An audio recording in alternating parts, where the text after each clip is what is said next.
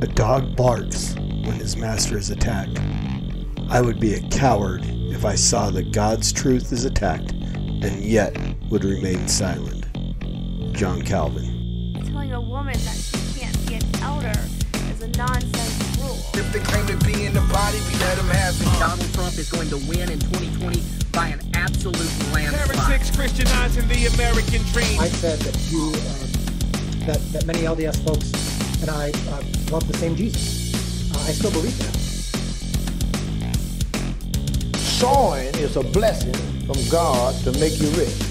Treating Jesus like a lottery ticket. The Lord spoke to my heart. There's very few times I've ever heard God be this articulate with me. And I'm telling you word for word, these words came into my heart. I'm not asking you with me. I'm asking you to brush your hair. We'll sharply. That's what God commanded. Hey, what's going on, everybody? Welcome back to The Master's Dog, episode 143. I'm your host, Norm the Master's Dog Dunham, aka the Evangelical Norm. So the Master's Dog podcast is a podcast I use to deal with false teachers, false gospels, false doctrines, false prophets. If they're out there and they are coming against God's word with untruth and heresy, blasphemy, whatever we want to call it, I bark. Just as the quote at the beginning of the introduction from John Calvin, when God's truth is attacked, I bark. So that's the whole purpose of this podcast. It started out dealing with the Saints Unscripted podcast. They created a segment called Faith and Beliefs. They started talking about the LDS Articles of Faith, and I wanted to respond to those and show how they didn't line up with biblical Christianity. After the 13 Articles of Faith, they continued on. So I committed to respond to every one of the videos they did in that segment, which I have. A couple of them I haven't actually shown the video, just a screenshot and said, this is really kind of pointless. But for the most part, I have responded to every one of those videos in some way to deal with the false teachings of the Mormon Church. Later on, after I had been doing that for a bit, I saw that there were other, pseudo-Christian cults, other people within the greater, what most people would look at, the greater umbrella of Christendom, who were false teachers, and I wanted to deal with them as well. So that's when I changed the podcast from Faith and Beliefs Refuted to the Master's Dog and just deal with all sorts of false teachers. Also, we do the False Teacher of the Week segment of this podcast every Saturday, so you can check that out too. Again, so there's just a little bit of the background of the podcast for those who are new. We are continuing to get more and more subscribers weekly, 3 to 4, maybe 5 every week. That is because of you guys who like the videos, share the videos, comment on the videos. Any way you interact with those videos makes the algorithm send it out to more and more people who would be interested in seeing it, finding it, so on. Views are going up, subscribers are going up, and I owe that all to you guys who are the watchers and faithful listeners and likers, subscribers, all that stuff. So if you haven't already, please hit the subscribe button, hit the like, share, whatever it is. Wait till the end of the video to like it. I don't want you to like something that you haven't watched, right? So, but hit those things and hit the notification button. That was what I was going to say. Get all the content that I release here. I'm actually in the process of, in the next 40 minutes or so, I'm going to record 3 podcasts that are all going to drop here throughout the day. So stay tuned for those. So all that to be said, let's get into today. We are back with our friends from Saints Unscripted. We are going to respond to David is talking about the golden plates. And so this is an argument that I have brought up. So I don't know that he's specifically responding to me personally or any number of people who have probably brought this article or this topic up, this argument up of the golden plates, and the fact that we see that we're told that when Joseph did translate, the plates were either not in the room or they were covered by a thing. Nowhere actually do we see any kind of account of Joseph actually, and we'll get into this here, in a minute. I think I'm getting a little bit ahead of myself. But I have brought this up. What is the purpose of the plates at all if Joseph didn't actually need them? If he's just putting a seer stone in a hat and putting his hat over his face and then reading words off a stone, what is the purpose of even having the gold plates? So David's going to talk about that. I'm going to respond to that. We're going to see what is up with that. So here we go. David Snell, Saints Unscripted. What purpose did the golden plates serve? Hey guys, so as you already know and as we've discussed in other videos, Joseph Smith translated the ancient Book of Mormon metal plates predominantly by using two tools.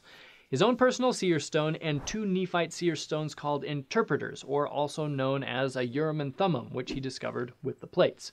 When he used his personal seer stone, he would put the stone in a hat and bring his face close to the hat to block out light, and would then dictate text to his scribe. In other words, apparently, Joseph didn't actually need to have the gold-colored metal plates open in front of him. Gold-colored, did he just say gold-colored yellow plates or gold-colored metal plates? I gotta just back that up a minute and hear exactly what he said.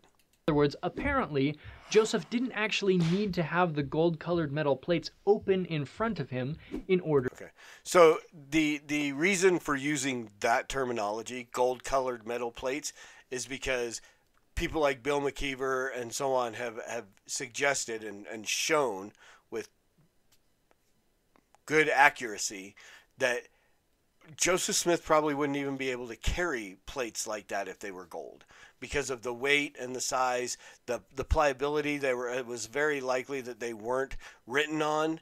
You couldn't really engrave on them in the way that it is shown or suggested that it was, just because of the makeup of gold. And so the LDS churches had to back up from saying the golden plates, which I was always taught as a kid, to now they are gold-colored metal plates. We don't know what, they were some kind of alloy. They just happen to look like gold. And just, again, it's the constant backing up, the backpedaling from everything that I learned as a Mormon when I was a kid and up through 19 years old when I finally did leave the Mormon church. Everything is being backpedaled. Everything has to come back, because with the internet, the research that is available, all the stuff that is been kept historically by the LDS Church, it just continues to come back and condemn and condemn and condemn the doctrines and the teachings of the LDS Church. So for apologists today, they have to do all kinds of theological acrobatics to maintain some kind of semblance to the narrative of how the LDS Church began. To translate them.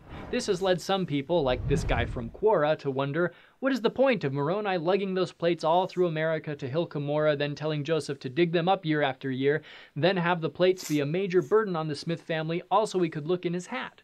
This makes no sense. And there's a fair question in there. If the plates weren't needed for the translation, why were they needed at all? What purpose did they serve? Let's talk about it. Okay, so as we go into this, full transparency here, I don't believe the plates ever existed. I think the witnesses' accounts are either just outright lies or demonic deception. That's where I lean towards, and we'll talk about that as we get into this. I lean more towards the demonic deception, the fact that they were seen with the eye of faith and so on. I will grab my book here and we'll read the actual accounts in a second, but we'll get into it. But that's where I sit. I don't think the plates served any purpose, because I don't think they actually existed. All right, so the fact is that we don't know a whole lot about the process or mechanics of the translation of the Book of Mormon record. That's an outright lie. That is just, this is, again, we don't really know a whole lot. There is account after account after account of what Joseph did by the people who were his scribes, Cowdery, Emma, Harris, and so on, of how he did what he did. He gives the account himself. He says that I would put the stone in the hat. I would look at the stone. The word would show up, and it wouldn't disappear until it was written down correctly, and then we would move on. So the fact to even start out the video saying we really don't know all the mechanics and blah, blah, blah is an outright lie. From the jump, this is deception. In 1831, when Joseph's brother Hiram asked him to explain in a meeting how the translation happened, Joseph said that it was not intended to tell the world all the particulars of the coming forth of the Book of Mormon, and also said that it was not expedient for him to relate these things. On several occasions, he simply said that he translated the record by the gift and power of God, and he left it at that. So, since we don't know what role the plates played in the translation process, it's hard to dogmatically state whether or not they were needed in that process. For example, some evidence has led scholar Don Bradley to assert, while translating from the seer stone allowed Joseph to leave the plates wrapped up or in a distant hiding place, translating through the interpreters required the plates to be physically present and uncovered. If that was in fact the case, then Joseph did indeed need the plates in order to translate under some circumstances. There's just a lot we don't know about how the translation process worked. But even if the plates weren't needed for the translation at all, that doesn't by any means render them useless. For example, it took Joseph years before he was permitted by the angel Moroni to remove the plates from the hillside. The plates served as motivation for Joseph to strive to be worthy of his prophetic calling, and once he was able to receive the plates, he then became directly accountable and responsible for them. And if the historic record is accurate, that was a challenging thing. People tried to take them by force multiple times. Has he got the gold? Oh yeah. Come on, let's cut him off. The existence of the plates helped shape Joseph's character and instilled in him the seriousness of his calling. But they served another purpose as well. The existence of the plates, if they were authentic, confirms that the people the Book of Mormon talks about were actually real. The plates were an actual ancient Nephite artifact. There are some today that suggest that the Book of Mormon is only metaphorically. Okay, so that just leads us to the question, where are the plates? Where are the plates? If they're an actual Nephite artifact, I mean, we have so many biblical artifacts and so on, but we have no Nephite artifacts. We don't have the Urim and Thummim. We don't have the Liahona or whatever. The Liahona, the compass thing supposedly that Nephi had to get around with or whatever. We have nothing. We have no plates. There's nothing there. We have the accounts of some witnesses written down on a piece of paper in a book, and that's it. We have no plates. We have no artifact. I mean, it's just simple. They're not here. Where are they? We can reproduce all kinds of other things.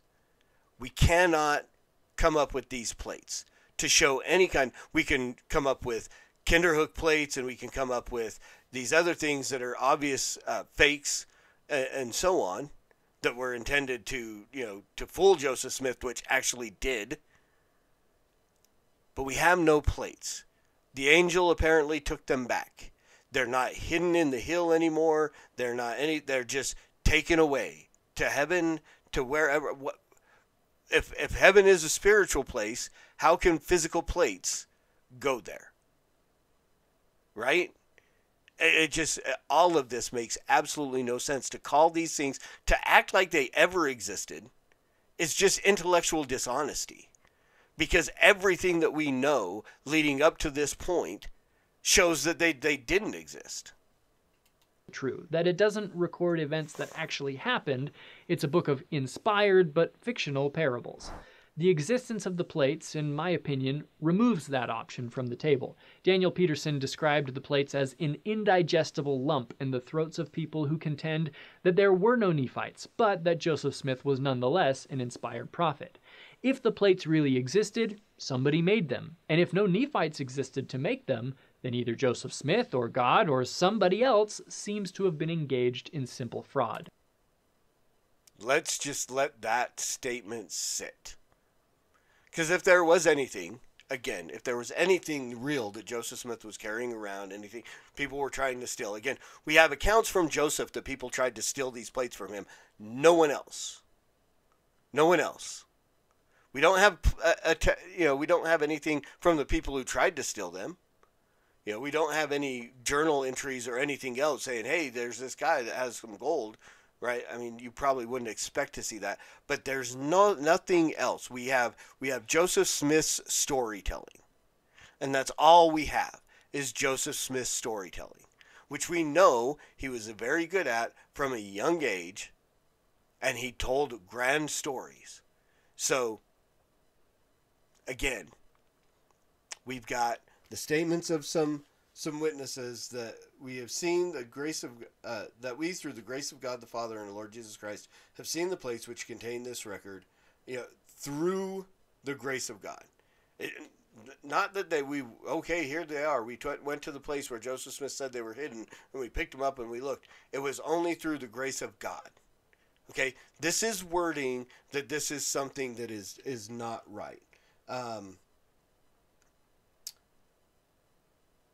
Let's see. Be it known to all nations, kindred, tongues, and people whom we shall work, Joseph Smith, translator, which has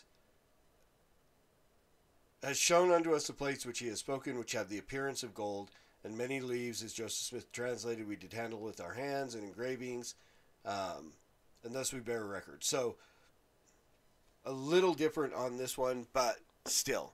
And we lie not. That's a statement that bothers me. I've never given a statement to anybody, and said, written it all out and I'm not lying. Again, it's just there's weird little circumstances in the witness accounts and so on that Joseph showed something, but it wasn't these plates. These plates don't exist. The testimony of the witnesses exists, I think, to force a dichotomous choice, true or false. False. And, to be perfectly frank, the plates also might have served as a physical reminder to Joseph himself that he wasn't cuckoo for Cocoa Puffs. So I'm not crazy! And they were evidence for the witnesses of the plates as well that Joseph wasn't crazy. In fact, after the 3 witnesses were shown the plates by an angel, Joseph threw himself down by his parents and said, "Father, Mother, you do not know how happy I am. The Lord has now caused the plates to be shown to 3 more besides myself. They have seen an angel who has testified to them, and they will have to bear witness to the truth of what I have said, for now they know for themselves." Okay, so again, they've seen an angel. Satan disguises himself as an angel of light. In the little old Book of Mormon introduction, that actually identifies the angel as an angel of light. Let me see if I can find it. I thought I have it circled in here. Oh, there. Nope, not that. Can't find it in the thing. But again, Joseph talks about when being visited in his room, and it's been changed since the 1979 version, but identifies that he was visited by an angel of light. And that was how he received the plates. And so now we get these guys who also, here we go. Explanatory introduction to the Doctrine and Covenants. Or is this Pearl of Great Price? Let me see. Doctrine and Covenants, explanatory introduction, 3rd paragraph. This took place early in the spring of 1890. In September 1823, and at later times, Joseph Smith received visitations from Moroni, an angel of light who appeared the resting place of the ancient record from which the Book of Mormon was afterward translated. So, they see an angel, Joseph saw an angel of light. Satan disguises himself as an angel of light. I write all of this off as demonic deception. Again, we have no physical record to show that any of this ever actually happened, except for the writings of these people at this time. That's it. No plates exist today. Again, God took them away because he wants us to have faith, and these are all the things that I was told as a kid when I would ask these questions. Where are the plates now? God wants us to have faith. He wants us to believe in this by faith. That's why we have to pray about the Book of Mormon. We don't have any, biblical evidence. We have manuscript evidence for days. thousands upon thousands upon thousands upon thousands of manuscripts, which you can corroborate to about 99% accuracy to what we have in the Bible today. Do we have the autographs? Do we have the actual writings of David or Moses? Or probably not, but we have, and we have the record of how it was translated and how it was rewritten, not translated, but transcribed from one scroll to another, the meticulous way that it was done. We have, again, thousands of New Testament manuscripts going back to within 50 years of Jesus' death. But yet there's nothing. There is no, that we have the original printing of the Book of Mormon from Joseph Smith's translations, and that's it. And then we have those that have been changed multiple times over the years to get to where the Book of Mormon is today. But there's no plates. There's nothing to go back to. There's no, I mean, you have what Joseph Smith put on paper, submitted to a publisher, and that's it. That is it. There's nothing to corroborate. There's no other, no other person was given the opportunity to translate these, to go, hey, look, we translated exactly what Joseph did and we were right. And then there's the other issue of offshoot Mormon groups like the Strangites, which we just talked about over the last 4 weeks. The guys over in England, in Great Britain, Matthew Gill and his LDS church, Latter-day Church, or whatever, and his Book of Jeraneck, which they completely and totally dismiss. Yeah, well, no, and so again, I believe that Gill has witnesses of his plates that were translated that were also taken away, apparently. So do you see the deception? Do you see the misdirection? It's all illusion. It's smoke and mirrors, is all that this is. That I do not go about to deceive the people, and I feel as if I was relieved of a burden which was almost too heavy for me to bear, and it rejoices my soul that I am not any longer to be entirely alone in the world. Now, obtaining the physical plates was meaningful in yet another way that we'll get more into in our next episode, but by way of teasing next week's topic, the golden plates were found in a stone box along with a few other ancient Nephite relics. This golden record found in a stone box with its accompanying relics seems to mirror a stone record kept in a golden box, along with its important ancient relics. Mormons believe Joseph Smith received golden plates from an angel on a hill, when everybody knows that Moses got stone tablets from a burning bush on a mountain. It looks a lot like this. I love the fact that they use a clip that is completely mocking both Mormonism and Christianity from Stephen Colbert to kind of bolster up this claim that the stone box in the ground holding the golden plates is the American equivalent of the Ark of the Covenant holding the Ten Commandments, the plates of the Ten Commandments. And again, here's the deal. We have none of these artifacts. We don't have an Ark of the Covenant. That hasn't never been found. We don't have any of the artifacts that are in there. But neither do we have any of the artifacts that were supposedly found and testified to in the stone box.